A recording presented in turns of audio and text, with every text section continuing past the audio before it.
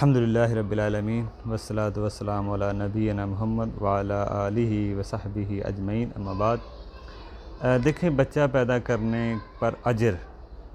بچہ پیدا ہونے کے بعد اگر کوئی انتقال ہو جاتا ہے، بچے کے انتقال پر کیا اجر ہے؟ دیکھیں، سب سے پہلی بات اس پر صبر کرنا چاہیے ثواب کی نیت سے۔ اللہ تعالیٰ کہتا ہے میرے بندے کی، اللہ تعالیٰ سوال کرتا ہے فرشتوں کو کہ آپ نے میرے بندے کا جو بچہ ہے یا بچی اس کو لے لیا، اس کی جان کا جگر کا ٹکڑا لے لیا، تو میرے بندے نے کیا کہا؟ فرشتے کہتے ہیں یا اللہ اس نے تیرا شکر ادا کیا، تو اللہ تعالیٰ کہتا ہے کہ اس کو جنت میں گھر کی خوشخبری دیتے ہیں، یعنی کہ فضیلت ہے۔ لیکن یہیں اگر کوئی ماں باپ بچہ پیدا ہونے پہ کوئی ایسے الفاظ بول دیں تو اللہ تعالیٰ ناراض بھی ہوتا ہے، اس لیے اس موقع پہ اچھے الفاظ ہمیں ادا کرنا چاہیے۔ ماں باپ کو جہنم میں آڑ کے لیے، آڑ کا اسباب بھی بن سکتا ہے یہ بچہ، جہنم میں جانے کے آڑ بن سکتا ہے اور جنت میں جانے کا اجر بن سکتا ہے یہ بچہ۔ تو ہمیں اجر کی نیت رکھنی چاہیے۔ اگر ایک بچہ کسی کا فوت ہوتا ہے اس کا اجر ہے، 2 فوت ہوتے ہیں اس کا اور اجر ہے، 3 اگر بچپن میں کوئی بچے فوت ہوتے ہیں، چھوٹے فوت ہو جاتے ہیں، اس کا کوئی اور اجر ہے، تو ہمیں اجر کی نیت رکھنی چاہیے، ثواب کی نیت رکھنی چاہیے اور اس موقع پہ صبر کرنا چاہیے۔ اب سوال یہ پیدا ہوتا ہے کہ اگر ہر مسلمان کو اجر ملے گا تو جن کے بچے فوت ہو جاتے ہیں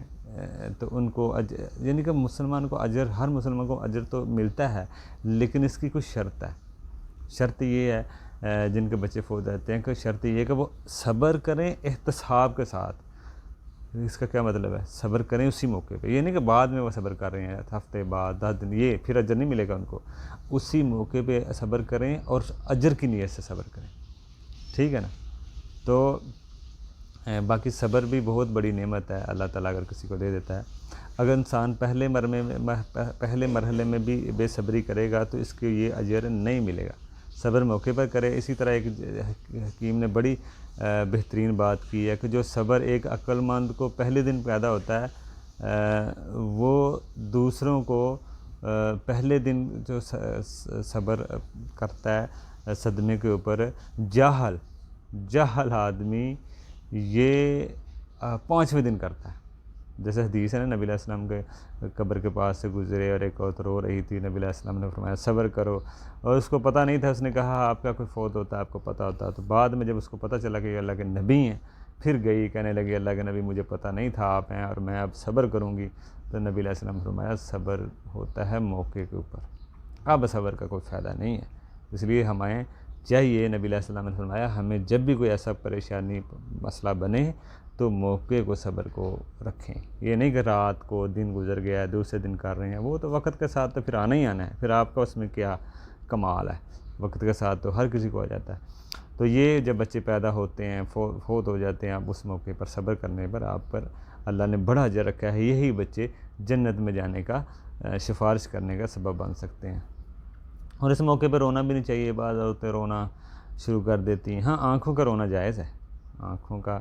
رونے میں کوئی مسئلہ نہیں ہے۔ جیسے نبی علیہ السلام کا بیٹا ابراہیم، وہ فوت جب ان کی ہوئی 16 17 18 مہینے کا بچہ تھا، تو اللہ کے نبی کی آنکھوں میں بھی آنسو آئے، اس کے آنکھوں کی حد تک جائز ہے۔ لیکن چیخو پکار کرنا، نوحہ کرنا، اپنے آپ کو پیٹنا، یہ چیزیں حرام ہیں۔ اگر عورت مرنے سے پہلے اس طرح کے کام کرتی رہی ہے رونے دھونے کے فوتگیوں کے اوپر، تو اسی طرح مر جاتی ہے، تو قیامت والے دن اس کو تار کول کا لباس اور عورت کو پہنایا جائے گا، یعنی کہ خارش والی قمیض پہنائی جائے گی اگر میت پر نوحہ کرتی رہی ہے۔ تو یہ مرنے والے کو بھی عذاب ہو سکتا ہے،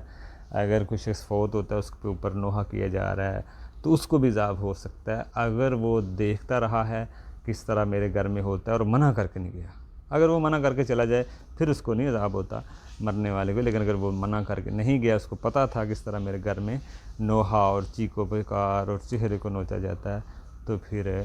اس کو بھی عذاب ہو سکتا ہے۔ اسی طرح نبی علیہ السلام نے، اللہ کے نبی نے لعنت کی ہے، بلکہ عورت اگر نوحہ کرتی ہے تو اس سے منع کیا جائے گا، ٹھیک ہے نا؟ تو یہ چیز ہے جو عورتیں چہرے کو نوچتی ہیں،